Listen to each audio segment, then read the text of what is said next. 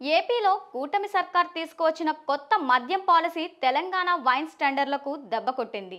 తెలంగాణలోని 2620 మద్యం దుకాణాల లైసెన్సుల కోసం ప్రభుత్వం దరఖాస్తులు స్వీకరిస్తూ ఉండగా ఈ నెల 19 నాటికి 89,344 దరఖాస్తులు మాత్రమే వచ్చాయి. ఏపీలో వైఎస్ జగన్ సర్కార్ హయాంలో మద్యం ధరలు చాలా ఎక్కువగా ఉండడం, అక్కడ కొన్ని బ్రాండ్ల మద్యం మాత్రమే అందుబాటులో ఉండడంతో ఏపీ సరిహద్దు ప్రాంతాలకు చెందిన వ్యాపారులు భారీ సంఖ్యలో తెలంగాణ వైన్స్ టెండర్లలో పాల్గొనేవారు. అయితే ఇప్పుడు మాత్రం పరిస్థితులు తారుమారయ్యాయి. అందులో భాగంగా 2023లో తెలంగాణలో మద్యం దరఖాస్తుల సంఖ్య రికార్డు స్థాయిలో 1.32 లక్షలకు చేరింది. అయితే గత ఏడాది ఏపీలో అధికారంలోకి వచ్చిన కూటమి ప్రభుత్వం కొత్త మద్యం పాలసీలో భాగంగా తెలంగాణ మాదిరి అప్లికేషన్లు స్వీకరించి లాటరీ పద్ధతుల్లోనే దుకాణాలను కేటాయించింది. దీంతో పాటు మద్యం ధరలను తగ్గించి ప్రముఖ జాతీయ, అంతర్జాతీయ బ్రాండ్లను ఏపీలో అందుబాటులోకి తీసుకురావడంతో పరిస్థితి తారుమారైంది. ఏపీలో వ్యాపారం లాభదాయకంగా మారడంతో అక్కడి వ్యాపారులకు తెలంగాణలో వైన్స్ పెట్టాల్సిన ఆసక్తి, అవసరం తగ్గింది. దీంతో తెలంగాణలో వైన్స్కు వచ్చే దరఖాస్తుల సంఖ్య భారీగా పడిపోయింది.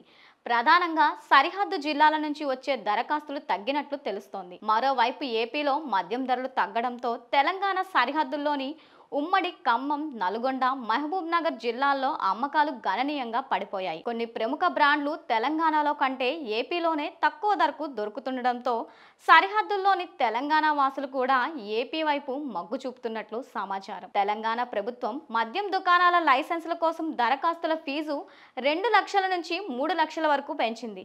ఈ నాన్ రిఫండబుల్ ఫీజు పెంపు అనేది చిన్న వ్యాపారులపై అదనపు ఆర్థిక భారాన్ని మోపి దరఖాస్తులు చేయడాన్ని పరిమితం చేసేసింది. దీంతో ఈసారి దరఖాస్తులు లక్షలోపే వచ్చాయి. కేవలం 89,000 పైన చిలుకు దరఖాస్తులు రావడంతో ఎక్స్చేంజ్ శాఖ అనుకున్న 4,000 కోట్ల ఆదాయం టార్గెట్ చేరుకోవడంపై ఆందోళన నెలకొంది.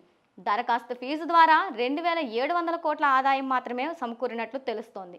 ఈ నేపథ్యంలో ఆశించిన స్థాయిలో దరఖాస్తులు రాకపోవడంతో ఎక్స్చేంజ్ శాఖ దరఖాస్తుల గడువును ఈ నెల 23 వరకు పొడిగించింది. బీసీ బంద్, బ్యాంకుల సెలవులతో దరఖాస్తు చేసుకోలేకపోయిన ఔత్సాహికుల విజ్ఞప్తి మేరకు ఈ నిర్ణయం తీసుకున్నట్లు ఎక్స్చేంజ్ కమిషనర్ తెలిపారు. ఈ గడువు పొడిగింపుతోనైనా ఇన్కమ్ టార్గెట్ చేరువయ్యేలా దరఖాస్తుల సంఖ్య పెరుగుతుందేమో చూడాలి. కాగా దుకాణాల కేటాయింపు కోసం ఈ నెల 27న కలెక్టర్ సమక్షంలో డ్రా నిర్వహించనున్నారు. ఇక జిల్లాల వారీగా వచ్చిన దరఖాస్తులను పరిశీలిస్తే పట్టణ, మెట్రోపాలిటన్ ప్రాంతాలలోనే ఎక్కువ అప్లికేషన్లు వచ్చాయి.